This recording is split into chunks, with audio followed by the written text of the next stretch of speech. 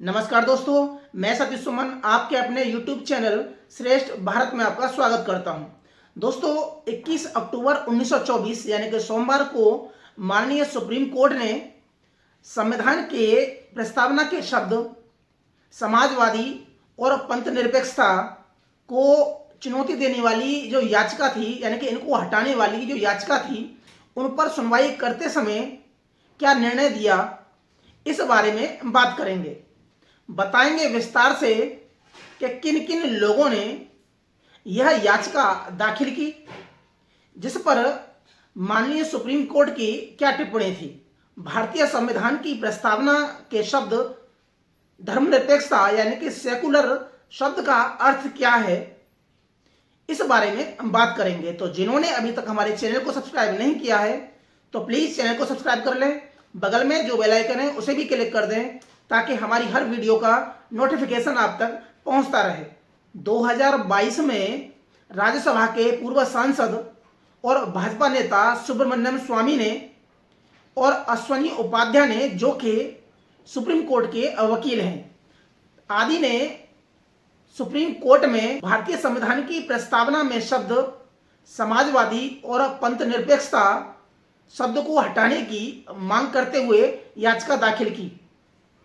उन्होंने कहा कि इन शब्दों को हटा देना चाहिए क्योंकि यह संविधान की मूल प्रस्तावना में शब्द नहीं थे। सेकुलर शब्द पर समय समय पर खूब बवाल हुआ। तो क्या है यह सेकुलर शब्द का अर्थ? पूर्व प्रधानमंत्री स्वर्गीय इंदिरा गांधी के समय 1976 में 42वें संविधान संशोधन के तहत संविधान की प्रस्तावना में एक संशोधन हुआ।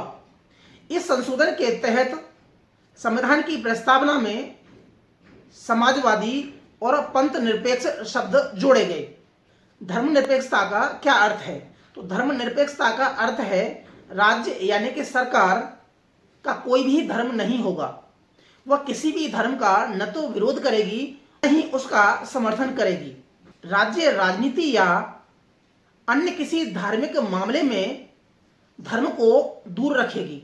सरकार धर्म के आधार पर किसी भी तरह का किसी से भी कोई भेदभाव नहीं करेगी।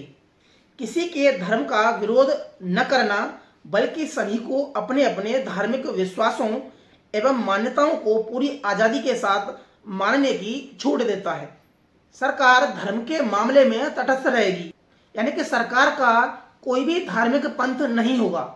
वो किसी भी धार्मिक पंथ का न तो समर्थन करेगी और न ही उसका विरोध करेगी। कुछ लोगों ने पंथ निरपेक्ष शब्द का विरोध करते हुए कहा कि यह शब्द धर्म विरोधी है, जो लोगों की धार्मिक मान्यताओं के लिए खतरा है।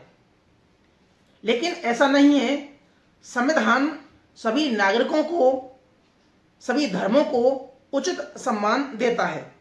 बताया जाता है कि यह शब्द पश्चिमी देशों से लिया गया है, लेकिन मैं बता दूं यह भी पूरी तरह से गलत है, क्योंकि धर्मनिरपेक्षता प्राचीन काल से ही हमारे देश की संस्कृति में शामिल रहा है। यानी कि धर्मनिरपेक्षता भारत की संस्कृति का एक अभिन्न हिस्सा है। सम्राट अशोक ने बौद्ध धर्म ग्रहण करने पर भी अपनी किसी राजाज्ञाओं में खुद को बौद्ध धर्म का नहीं कहा है। यानी कि वह आचरण तो बौद्ध धर्म का करता था, लेकिन धर्म को राजनीति में शामिल नहीं करता था। अशोक ने जितना दान बौद्ध विहारों को दिया, उतना ही दान उन्होंने ब्राह्मणों को भी दिया।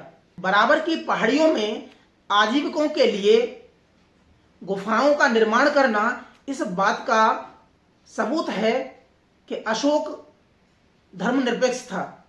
एसआर बोम्मई बना भारत संघ 1994 के मामले में माननीय सुप्रीम कोर्ट ने कहा कि अगर धर्म को राजनीति से दूर नहीं किया गया तो सत्ताधारी दल का धर्म ही देश का धर्म बन जाएगा। प्रस्तावना में सभी नागरिकों को विचार, अभिव्यक्ति, विश्वास, धर्म और उपासना की स्वतंत्रता और समानता का अधिकार देता है।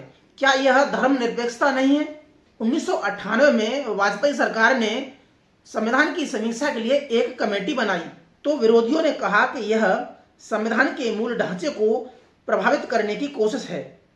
1973 के केशवानंद भारती मामले में भी सुप्रीम कोर्ट ने धर्मनिरपेक्षता को भारत की संस्कृति का एक हिस्सा कहा है। माननीय सुप्रीम कोर्ट के जस्टिस संजीव खन्ना और जस्टिस संजीव कुमार की बेंच ने इन याचिकाओं पर सुनवाई करते हुए कहा कि इस अदालत ने कई फैसलों में माना है कि धर्मनिरपेक्षता इस देश का यानी कि संविधान का एक मूल ढांचा है, यानी कि मूल ढांचे का एक हिस्सा है। क्या आप नहीं चाहते यह देश सेकुलर रहे? जस्टिस खन्ना ने कहा कि सोशलिस्ट शब्द के कई अर्थ हो सकते हैं, इसे पश्चिमी देशों के अर्थ से नहीं लेना चाहिए। समाजवादी शब्द का अर्थ यह भी हो सकता है कि अवसर की समानता होनी चाहिए। देश की संपत्ति समान रूप से लोगों में बांटी जानी चाहिए। इसलिए धर्मनिरपेक्षता संविधान के मूल ढांचे का अमिट और अभिन्न हिस्सा है। हालांकि इसकी अगली सुनवाई यानी कि अगली तारीख 18 नवंबर को दी है। तो आज के लिए सिर्फ इतना ही। मिलते हैं हम अगली वीडियो में, तब तक के लिए नमस्कार।